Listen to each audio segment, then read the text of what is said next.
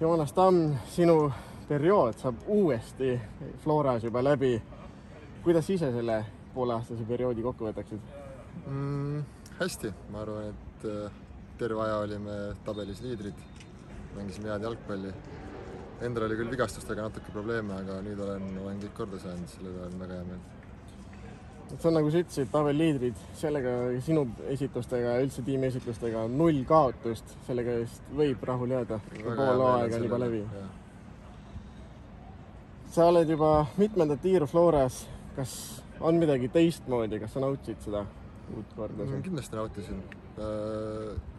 Eks võib-olla meeskond on mõnevõrra noorem, kui ta oli siis, kui ma ennem olin, või ma olen ise vanemaks saanud. Aga siuke meeskonna vaim ja ühtsus on väga hea ja trennid on väga professionaalsed, pole ühtegi halba sõna.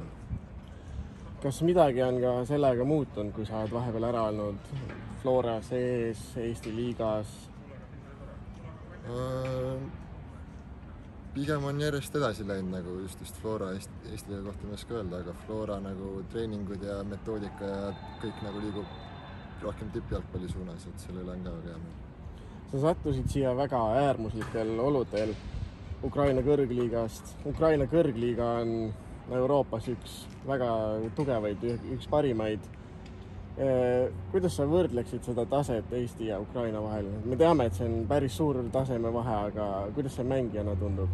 No, liiga taseme vahe on väga suur. Me tegime seda ise siin, kui me mängisime põhimõtteliselt Dynamo Dubli vastu ja oli minu palliti terve mäng. Samal ajal kui Ukraina liigas ma ei kaotanud kordagi Dynamo Kiievile, mängisime 5 mängu, 3 viiki, 2 võitu.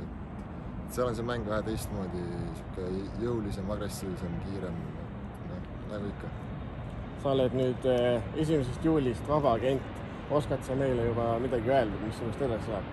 Hetkel ei oska öelda. Ootan ja võtan rahulikult, vaatan, mis pakkumised tulevad ja siis teen otsuse. Aga mis on sul endal ka mingi kindel soov, kuhu suunas? Ei ole kindlat sihtkohta, et tahaks lihtsalt, et oleks tugev liiga, kus saaks ennast veel proovile panna ja paremaks mängijaks saada. Soovin sulle edu, Joonas. Aitäh!